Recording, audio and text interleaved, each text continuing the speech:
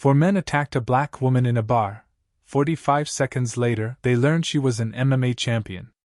The neon sign flickered against the rain-soaked pavement as Naomi Carter pushed through the heavy wooden door of Murphy's Tavern. The familiar ache in her shoulders from 3 hours of intense training made her crave nothing more than a cold drink and 5 minutes of peace. She'd driven past this place 100 times but never stopped. Tonight felt different somehow. The bar was dimly lit, smoke hanging in the air like a bad omen. Classic rock played softly from speakers that had seen better decades, and the smell of stale beer mixed with something else she couldn't quite place. Fear, maybe? Or anticipation? Naomi slid onto a barstool, her athletic frame still buzzing with post-workout energy. At 28, she'd already claimed 2 championship belts in mixed martial arts, but tonight she just wanted to be invisible. Just another woman grabbing a drink after work. "Whiskey, neat," she told the bartender, a nervous-looking man who kept glancing toward the back corner of the bar. That's when she noticed them. 4 men sat at a corner table, their eyes locked on her like predators studying prey. They weren't trying to hide their stares, in fact, they seemed to want her to notice. The biggest one, a mountain of muscle with scarred knuckles, nudged his companions and whispered something that made them all chuckle. Naomi's instincts, honed by years of reading opponents in the cage, screamed danger. These weren't random bar patrons. Everything about their positioning, their confidence, their synchronized movements felt orchestrated. Professional. The whiskey burned as it went down, but it couldn't wash away the growing certainty that this wasn't a coincidence. 3 weeks ago, she'd gone public with evidence about Titan Corp's illegal labor practices, workers forced into dangerous conditions, wages stolen, safety violations covered up. The story had made national news, and Titan Corp's stock price had plummeted. Well, look what we have here." The voice came from directly behind her. Naomi didn't turn around immediately, a rookie mistake that could get you knocked out before the fight even started. Instead, she used the mirror behind the bar to assess the threat. All 4 men had moved, surrounding her in a practice formation that left no obvious escape route. "You lost, boys?" Naomi's voice was steady, calm. She'd learned long ago that showing fear only fed bullies. The big one, clearly the leader, stepped closer. "Nah, we're exactly where we're supposed to be. You're the one who seems confused about where she belongs." His breath reeked of alcohol and something medicinal. Steroids, probably. His 3 companions spread out wider, boxing her in completely. The bartender had mysteriously disappeared, and Naomi noticed that the few other patrons had suddenly found reasons to step outside for a smoke. "See, we represent some people who are very disappointed in you," the leader continued, his voice dropping to a menacing whisper. "Important people who don't appreciate when little girls stick their noses where they don't belong." Naomi slowly turned on her barstool to face them fully. "Let me guess, Titan Corp's cleanup crew?" The acknowledgement seemed to surprise them. They'd expected denial, maybe pleading. What they got was a woman who looked like she was calculating angles and distances. "Smart girl," said the second man, shorter but with the wiry build of someone who'd done time. "Too smart for her own good, apparently. Our employer would like to offer you a chance to reconsider your recent statements. And if I refuse?" The third man, who'd been silent until now, cracked his knuckles deliberately. Well, accidents happen. Even to tough girls who think they can fight. That's when Naomi saw it, the slight shift in the leader's stance, the way his weight moved to his back foot. She'd seen it thousands of times in the cage, that telltale sign that someone was about to throw a punch. Time slowed. The leader's right hand came up in a wide, telegraphed swing, the kind of amateur move that would get you laughed out of any serious gym. Naomi slipped left, the punch whistling past her ear, and drove her elbow into his solar plexus with surgical precision. He doubled over, gasping. The wiry one lunged next, reaching for something in his jacket. Naomi's knee caught him in the ribs before he could draw whatever weapon he was going for. The crack of breaking bones echoed through the suddenly silent bar. 43 seconds. She counted aloud, dodging a wild haymaker from the third man. Her counterpunch, a perfectly executed uppercut, lifted him off his feet before dropping him unconscious to the floor. The fourth man, apparently the smartest of the group, turned to run. Naomi's leg sweep sent him sprawling, and her follow-up submission hold had him tapping out against the sticky bar floor within seconds. 45 seconds, she announced to the empty bar, breathing steady despite having just dismantled 4 grown men. 45 seconds to learn that homework matters, boys. The leader, still clutching his midsection, glared up at her with a mixture of pain and genuine shock. You have no idea what you just did. Naomi straightened her jacket and placed a $20 bill on the bar. I defended myself against 4 men who attacked me in a bar. Pretty sure that's legal in most states. She walked toward the door, stepping over groaning bodies, but paused at the threshold. Next time Titan Corp wants to send a message, tell them to send actual fighters. Not wannabe thugs who learned their moves from action movies. The rain felt good against her face as she stepped outside, washing away the adrenaline and the stale air of the bar. But as Naomi walked to her car, a chill ran down her spine that had nothing to do with the weather. This had been too easy. Too clean. Titan Corp didn't strike her as the type of organization that would give up after one failed intimidation attempt. If anything, she just painted a bigger target on her back. Her phone buzzed with a text from an unknown number. Impressive. But this is just the beginning. Naomi deleted the message and drove home, but she couldn't shake the feeling that Murphy's Tavern hadn't been a coincidence at all. Someone had wanted her there. Someone had wanted to see what she was capable of. The question that haunted her the entire drive home wasn't who had sent those men. It was why they'd seemed almost relieved when she'd beaten them. As if losing the fight had been part of the plan all along. Naomi's apartment felt different when she walked through the door that night. Nothing was out of place. Her championship belt still hung on the wall. Her training gear was exactly where she'd left it, and the security system showed no signs of breach. But the air itself seemed charged with menace, as if invisible eyes were watching her every move. She poured herself a glass of water and sat at her kitchen table, trying to process what had happened at Murphy's Tavern. The more she thought about it, the more convinced she became that the whole thing had been staged. Those men weren't trying to seriously hurt her, they were testing her, measuring her capabilities. But why? Her phone rang, startling her from her thoughts. The caller ID showed her sister Maya's number, and Naomi felt a wave of relief wash over her. Hey, little sister, Naomi answered, forcing cheerfulness into her voice. Bit late for you to be calling, isn't it? I just wanted to hear your voice, Maya said, and something in her tone made Naomi's blood run cold. Maya was 19, a sophomore at the local community college, and usually bubbled with energy. Tonight she sounded scared. Maya, what's wrong? Probably nothing. It's just. There was this car following me home from campus today. A black SUV with tinted windows. It stayed 3 cars behind me the whole way, and when I turned into our neighborhood, it kept going. But Naomi, I've seen that same car twice this week.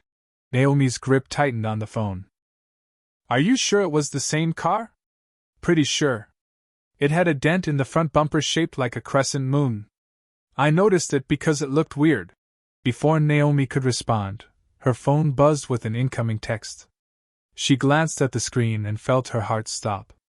The message contained 3 photos. The first showed Maya walking out of her college's main building, her backpack slung over her shoulder, completely unaware she was being photographed. The timestamp showed today, 3:47 p.m. The second was their mother's house, their childhood home where Mom still lived alone. The photo was taken from across the street, through the living room window where their mother sat watching television, a cup of tea in her hands. The third photo made Naomi's blood turn to ice. It was taken inside Elite Combat Gym, where she trained. The angle showed her usual workout area, but more importantly, it showed Marcus, her 12-year-old nephew who sometimes came to watch her train after school. Below the photos was a simple message. Walk away, or they pay. Naomi? Naomi, are you there? Maya's voice sounded distant, as if coming from another world. I'm here, Naomi whispered, her mind racing. Maya, listen to me very carefully. I want you to pack a bag, just essentials. You're going to stay with Mom tonight. What? Why? Naomi, you're scaring me. And I want you to call Mom right now. Tell her not to answer the door for anyone she doesn't know personally. Tell her to keep the curtains closed. Naomi, what's going on? The line went dead. Not disconnected, dead, as if someone had cut the signal entirely. Naomi tried calling back, but the call wouldn't go through. Her hands shaking, she grabbed her car keys and headed for the door. She had to get to her family, had to make sure they were safe. But as she reached for the doorknob, her phone buzzed again. This time it was a video call from an unknown number. Against every instinct screaming at her not to answer, Naomi accepted the call. The screen filled with the image of a man in an expensive suit, sitting behind a mahogany desk. Behind him, floor-to-ceiling windows showed the city skyline lit up against the night.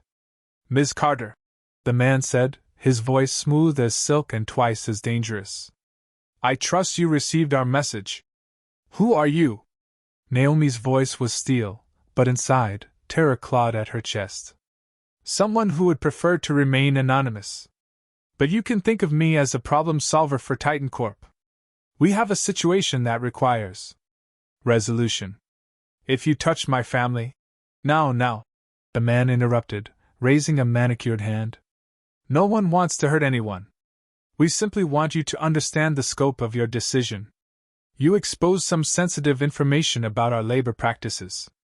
While we admire your dedication to justice, it's caused some complications for our business relationships. The camera angle shifted slightly, and Naomi could see photos spread across the man's desk, surveillance shots of her family, her friends, her gym partners. Everyone she cared about, catalogued and documented like targets in a scope. You have 48 hours to hold a press conference, the man continued. You'll explain that your previous statements were based on incomplete information. You'll apologize for any damage to Titan Corp's reputation. And you'll announce that you're retiring from public advocacy to focus on your fighting career. And if I don't? The man's smile was colder than winter. Well, accidents happen. Your sister drives that dangerous stretch of highway every day. Your mother's neighborhood has seen a recent uptick in break-ins. And your nephew. Such a sweet boy. It would be tragic if something happened while he was walking home from school. The call ended abruptly, leaving Naomi staring at her own reflection in the black screen. She wasn't just fighting for justice anymore, she was fighting for the lives of everyone she loved. And Titan Corp had just made it clear that they were willing to cross any line to silence her. Naomi grabbed her jacket and headed for the door. She had 48 hours to figure out how to protect her family and expose the truth. But first, she needed to make sure Maya and her mother were safe. The coffee shop at 2 a.m. was nearly empty, just the way Naomi needed it. She sat in a corner booth, her back to the wall, eyes scanning every shadow. Across from her, David Chin nursed his third cup of black coffee, his laptop open between them like a digital battleground. You look like hell, David said, his fingers flying across the keyboard. As an investigative journalist, he'd perfected the art of working under pressure, but tonight even he seemed rattled. Feel worse, Naomi replied, checking her phone for the 100th time. She'd managed to get Maya and her mother to a safe house. David's contact in witness protection owed him a favor. But the 48-hour deadline was ticking away like a bomb. Remember Detroit? David asked without looking up from his screen. When you saved my ass from those loan sharks? You mean when you were too stupid to realize your gambling addiction had made you a target? Naomi managed a weak smile. Yeah, I remember. That was 3 years ago. David had been investigating illegal gambling operations tied to underground fighting rings when his own addiction got him in trouble with the wrong people. Naomi had stepped in, quite literally fighting his way out of a basement in Detroit where things had gone very wrong. I told you then that I owed you one. Big time. David's eyes met hers over the laptop screen. Looks like it's payback time. For the past 6 hours, they'd been diving deep into Titan Corp's web of connections, and what they'd found was worse than Naomi had imagined. The company wasn't just cutting corners on labor practices. They were connected to a network that reached into city hall, state politics, and the very heart of the professional fighting world. "Look at this," David said, turning the laptop toward her. On the screen was a financial document showing money transfers between Titan Corp and something called Apex Promotions. "Never heard of them," Naomi said. "That's because they operate under about 15 different shell company names. But guess what they do? They own controlling interests in 3 major MMA promotions, including..." David paused dramatically. "Championship Fighting Alliance." Naomi's blood ran cold. CFA was the promotion that had made her career, the organization that had given her both her championship belts. "That's impossible. I know the owners personally. You know the faces they show you. But according to these financial records, 60% of CFA's funding comes from Titan Corp subsidiaries. They've been washing money through the fight game for years." David clicked to another screen, this one showing a web of connections that made Naomi's head spin. Titan Corp's tentacles reached into construction companies, labor unions, political campaigns, and sports organizations. But the worst revelation was yet to come. "There's more," David said grimly. "Remember that video call you got? I managed to trace the signal. It came from the penthouse office of City Hall's newest annex building. The same building that houses the Athletic Commission office." Naomi finished, her voice barely a whisper. "Exactly. The people who regulate your sport, who approve your fights, who could end your career with a single decision, they're all dancing to Titan Corp's tune." Naomi felt the walls closing in around her. It wasn't just her family being threatened, it was her entire world. Everything she'd worked for, everyone she'd trusted, all of it was potentially compromised. "But here's the good news," David said, pulling up a new window. "Your bar fight tonight? It's already gone viral." The screen showed a grainy cell phone video that someone had secretly recorded at Murphy's Tavern. Despite the poor quality, it clearly showed Naomi defending herself against 4 attackers. The video had been posted on social media with the caption, "MMA champion Naomi Carter destroys 4 men who attacked her in bar. 3 million views and climbing," David said. "The comments are incredible. Everyone's calling you a hero." But Naomi wasn't feeling heroic. She was watching the video when she noticed something in the background, something that made her stomach drop. "David, can you enhance this part of the video?" He zoomed in on the section she indicated. There, barely visible in the corner of the frame, was the bartender. But he wasn't hiding or cowering like Naomi had assumed. He was holding a phone, deliberately recording the fight. "Son of a bitch," David muttered. "They wanted this to go viral. But why?" Naomi asked, though part of her already knew the answer. David's phone buzzed with an incoming news alert. He read it, and his face went pale. "That's why." He turned the phone toward her. The headline read, "MMA champion Naomi Carter under investigation for assault. 4 men hospitalized after bar attack." The article painted a very different picture than the viral video. According to anonymous witnesses, Naomi had been the aggressor, attacking 4 innocent patrons who had simply asked her to leave. The piece quoted a Titan Corp spokesperson expressing deep concern about the troubling pattern of violence surrounding their critic. "They played us," Naomi said, the full scope of Titan Corp's plan becoming clear. "The bar, the video, even my victory, it was all part of their strategy. Gets worse," David said, scrolling through more alerts. 3 of the major sports networks have already picked up the story. 2 of your sponsors have issued statements distancing themselves from you." And he paused, checking another message. "The Athletic Commission has announced they're opening a formal investigation into your conduct." Naomi's phone rang. The caller ID showed her manager's number. "Don't answer it," David advised. "Whatever he's calling to tell you, you already know." But Naomi answered anyway. "Hey Rick." "Naomi, thank God. Please tell me you have an explanation for what I'm seeing on the news. I defended myself against 4 men who attacked me. That's not how it's playing in the media. I've got 3 sponsors threatening to pull out, the commission breathing down my neck, and CFA talking about suspending your license pending investigation. The irony wasn't lost on her. The organization that Titan Corp secretly controlled was now positioning itself to destroy her career. Rick, there's more going on here then. Look, kiddo, I've been in this business for 20 years. I know damage control when I see it. You need to lay low, issue an apology, maybe do some community service. We can rebuild from this. I can't do that. Why not? Because they'll kill my family if I don't, and they'll destroy me if I do. The line went quiet for a long moment. Naomi, maybe it's time to consider retirement. She hung up and looked at David. How long until your story is ready? With everything we've uncovered? 2 days, maybe 3 if I want it bulletproof. I don't have 3 days. I have 36 hours. David closed his laptop with a decisive snap. Then we'd better get to work. The press conference was set for noon at the downtown Marriott, prime time for maximum media coverage. Naomi stood behind the hotel's service entrance, watching news vans line up like vultures circling roadkill. Her hands weren't shaking anymore. The fear had crystallized into something harder, more focused. You sure about this? David asked, adjusting the tiny recording device clipped inside her jacket collar. Once you walk through those doors, there's no going back. They crossed the line when they threatened my family, Naomi replied, checking her phone.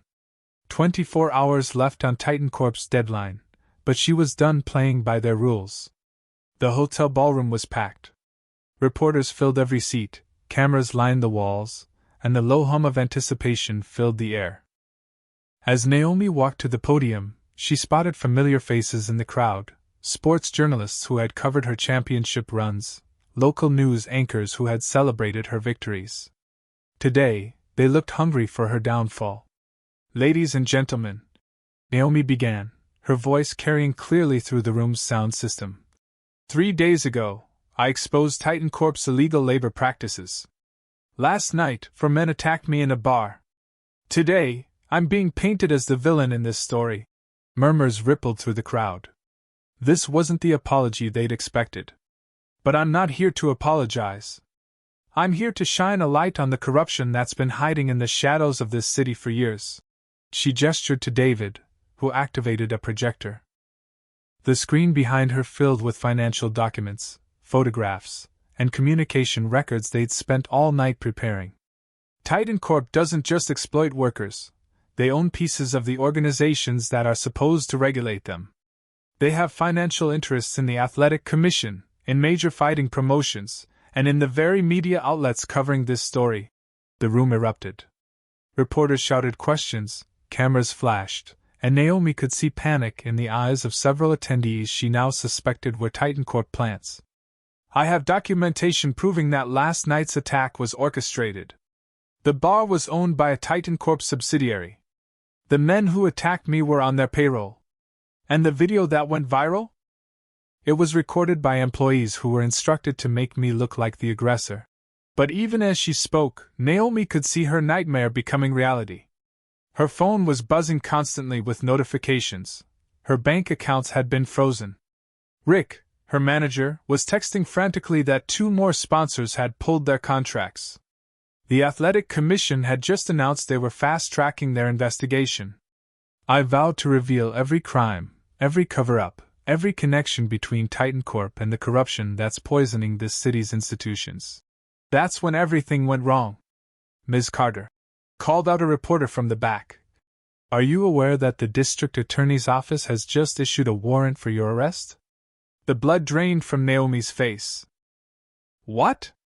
Criminal assault charges have been filed. 3 of the men from last night are claiming you attacked them unprovoked.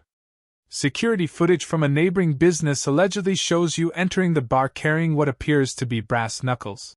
David was frantically typing on his phone, fact-checking in real time. He looked up at Naomi with wide eyes and nodded grimly. The charges were real. Furthermore, the reporter continued, our legal team has just received documentation showing that you've been under investigation for performance-enhancing drug use for the past 6 months. This was news to Naomi. She'd never used PEDs in her life, and she'd passed every drug test administered by the Athletic Commission. The evidence includes financial records showing payments to a known steroid distributor, as well as testimony from 3 anonymous sources within your training camp. The room spun around her. Titan Corp wasn't just attacking her credibility, they were systematically destroying her entire life. Every financial record could be falsified, every witness could be bought, every institution she trusted was potentially compromised. Her phone rang. The caller ID showed an unknown number, but she knew who it was. Against every instinct, she answered on speaker. "Ms. Carter," came the smooth voice from last night's video call. "I trust you're enjoying your press conference?" The room fell silent, every microphone catching the conversation. "You have remarkable courage," the voice continued. "But courage without wisdom is just another word for stupidity. Check your bank account. Check your sponsorship deals. Check your drug test results from last month. Oh wait, those won't be available until after you're in custody." Naomi could see hotel security moving through the crowd, making their way toward the podium. In the distance, she heard sirens. "You have 10 minutes before the police arrive," the voice said. "You can surrender quietly and accept a plea deal that keeps your family safe, or you can keep fighting and watch everything you've ever cared about burn to the ground." The line went dead. David grabbed her arm. "We need to go. Now." But as they turned toward the emergency exit, Naomi saw them, men in suits positioned at every door, watching, waiting. Titan Corp had anticipated this too. "The freight elevator," David whispered.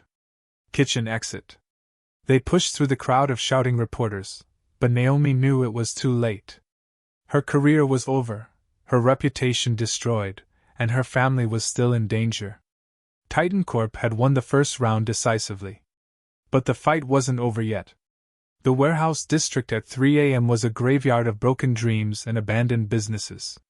Naomi crouched behind a rusted shipping container, watching the sleek black building that rose like a monument to corporate power against the night sky. Titan Corp's private facility, the place where their executives met when they needed complete privacy. Her phone buzzed with a video message. She opened it, and her heart nearly stopped. Maya sat tied to a chair in what looked like a corporate boardroom. Her sister's face was streaked with tears, but her eyes blazed with the same defiance that ran in their family. Behind her stood 2 men in expensive suits, their faces hidden in shadow. "You have 30 minutes to reach the penthouse," came a familiar voice. Victor Klein, Titan Corp's CEO, finally showing his face. "Come alone, unarmed, and ready to sign a confession. Your sister's safety depends on your cooperation." The video ended, but not before Naomi caught a glimpse of something crucial in the background, the distinctive city skyline view that could only be seen from one building in the entire district. She was already there. David's voice crackled through her earpiece. "Naomi, this is suicide. Call the FBI, call anyone. They own everyone, remember?" Naomi whispered back, studying the building's security. "Besides, Maya doesn't have 30 minutes. I can see movement in the penthouse. They're already getting ready to move her." The building's ground floor was a fortress of glass and steel, but Naomi hadn't spent years training in urban combat environments for nothing. The construction scaffolding on the building's east side created a perfect climbing route, if you had the upper body strength of a professional fighter and absolutely no fear of heights. 20 minutes later, she was hanging from the outside of the 42nd floor, her fingers finding purchase on the narrow window ledges. Through the glass, she could see the boardroom where Maya was being held. 5 men total, 2 guards by the door, 2 flanking her sister, and Victor Klein himself, pacing like a caged predator. The window was alarmed, but David had been right about Titan Corp's overconfidence. They'd focused all their security on preventing people from getting in through normal routes. They hadn't considered someone crazy enough to scale the outside of a skyscraper. Naomi's entry was far from subtle. The reinforced glass exploded inward as she crashed through in a shower of sparkling fragments, rolling across the polished conference table and landing in a perfect fighting stance. "Gentlemen," she said, brushing glass from her jacket, "I believe you have something that belongs to me." The first guard reached for his weapon, but Naomi was already moving. Her training had taught her that in close quarters, speed trumped firepower every time. A devastating leg sweep dropped him before his gun cleared its holster. Her follow-up elbow strike ensured he wouldn't be getting back up. The second guard managed to draw his weapon, but Naomi's years of cage fighting had honed her ability to read an opponent's intentions. She saw the muzzle swing toward Maya and threw herself sideways, using the conference table as cover while simultaneously grabbing a crystal paperweight from its surface. The paperweight caught the gunman in the temple with surgical precision, dropping him instantly. Jesus Christ! Victor Klein breathed, backing toward the panoramic windows that offered a stunning view of the city lights below. You're completely insane. Sanity is overrated, Naomi replied, advancing on the two men still flanking Maya. Ask me how I know. These weren't common thugs like the ones from Murphy's Tavern. These men moved with military precision, working as a coordinated team. But Naomi had spent years fighting multiple opponents in the cage, and the fundamentals remained the same: create angles, eliminate numerical advantage, end fights quickly. The first man rushed her with a tactical knife. Naomi sidestepped and caught his wrist, using his own momentum to drive him face first into the reinforced glass wall. The impact spiderwebbed the supposedly unbreakable surface. The second man tried to flank her while she was engaged, but Maya, still tied to the chair, managed to hook his ankle with her foot. The stumble was minor, but it gave Naomi the opening she needed. Her rear naked choke put him to sleep in 8 seconds. You can't win this, Victor snarled, his expensive suit disheveled, his corporate composure finally cracking. Even if you kill me, there are others. The system is bigger than one man. You're right, Naomi said, cutting Maya's restraints with the tactical knife. But this isn't about killing you. It's about exposing you. She held up her phone, showing that she'd been live-streaming the entire fight to David's secure server. Say hello to the internet, Victor. 3 million people just watched you confess to kidnapping my sister. Victor's face went pale. You're bluffing. That stream can be hacked, deleted. Already backed up to 7 different servers in 4 countries, Naomi said. Along with all the evidence David and I collected. Your company's financial records, your political connections, your ownership of the athletic commission, it's all going public in about 10 minutes. Through the shattered window, they could hear sirens approaching. Not Titan Corp's bought and paid for local police, but federal agents. David had kept his word about having contacts in the right places. This isn't over, Victor said, but his voice had lost its menace. He sounded like what he was, a cornered criminal whose empire was collapsing around him. You're right again, Naomi said, helping Maya to her feet. It's not over. It's just beginning. Every worker you exploited, every official you corrupted, every life you destroyed, they're all going to get justice now. As federal agents poured into the boardroom, Naomi held her sister close and looked out at the city lights below. For the first time in days, she felt something she'd almost forgotten. Hope. 6 months later, Naomi Carter walked out of the federal courthouse into blazing sunshine, her arm around Maya's shoulders. The steps were crowded with reporters, but these weren't the vultures who had circled her destruction. These were journalists hungry for the truth that was finally being served. Ms. Carter, how does it feel to see Victor Klein sentenced to 25 years? Shouted a reporter from Channel 7. Naomi paused, considering her words carefully. Justice doesn't undo the harm that was done, but it ensures that no other families will have to go through what we did. Behind them, David Chin emerged from the courthouse, his laptop bag slung over his shoulder and a Pulitzer Prize nomination letter folded in his jacket pocket. His investigation into Titan Corp had blown the lid off corruption that reached into 3 states and 2 federal agencies. The best part, David said, catching up to them, is watching all those dominoes fall. And fall they had, spectacularly.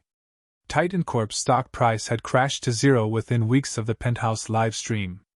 Victor Klein's arrest had triggered a cascade of confessions as lower-level conspirators scrambled to cut deals. The Athletic Commission had been dissolved and reconstituted with federal oversight. 3 city councilmen, a state senator, and 2 federal contractors were facing charges. but the victory had come at a cost. Any word from Championship Fighting Alliance? Maya asked as they walked toward Naomi's car. Naomi's smile faltered slightly. They offered me a title shot. Full rehabilitation, new contract, endorsement deals, the works. That's great news, Maya said, but she could hear the hesitation in her sister's voice. Isn't it? It is, Naomi said. But I turned it down. David stopped walking. You what? Naomi, that's everything you worked for. No, Naomi said firmly. Everything I worked for was the illusion that merit mattered more than money, that the system rewarded the best instead of the most connected. I can't go back to pretending that world exists. They reached the car, and Naomi leaned against it, looking back at the courthouse where justice had finally been served. Besides, I've got something more important to do now. Maya grinned. The foundation? The Carter Foundation for Worker Justice, Naomi confirmed. We broke ground on the first community center last week. It'll provide legal aid, job training, and support for people fighting workplace exploitation. The foundation had been Naomi's idea, funded by the settlement money from her lawsuit against Titan Corp and their co-conspirators. It wasn't about revenge, it was about prevention. Making sure that what happened to those workers, and to her family, never happened to anyone else. Plus, Maya added with a mischievous smile, she's got that other project. David raised an eyebrow. Other project? Naomi laughed, the sound lighter than it had been in months. I'm writing a book. Breaking the Cage, How I Learned My Real Fight Wasn't in the Ring. Hollywood's already calling, Maya said. 3 studios want the movie rights. Let me guess, David said. You're being picky about who gets to tell your story. Damn right I am, Naomi replied. After everything we've been through, I'm not letting anyone else control the narrative. As they climbed into the car, Naomi's phone buzzed with a text from Marcus, her nephew.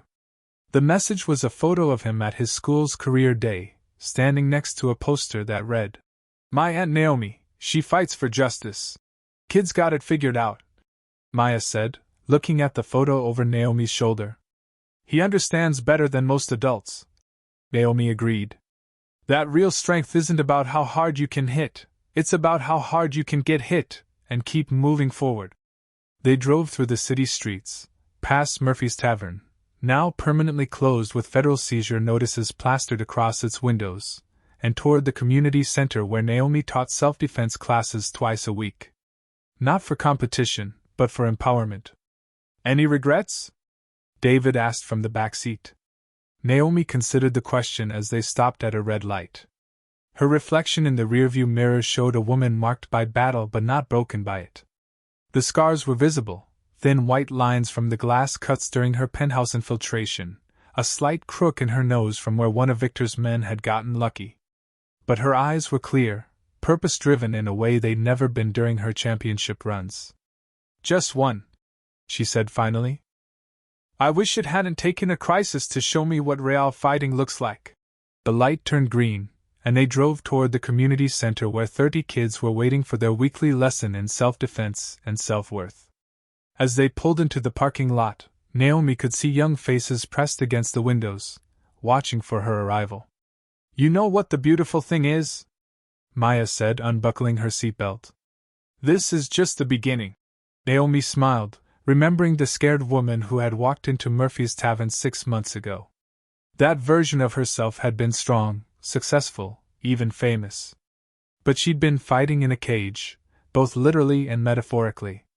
Now she was fighting in the real world, for real stakes, with real impact. And for the first time in her life, she knew she was exactly where she belonged.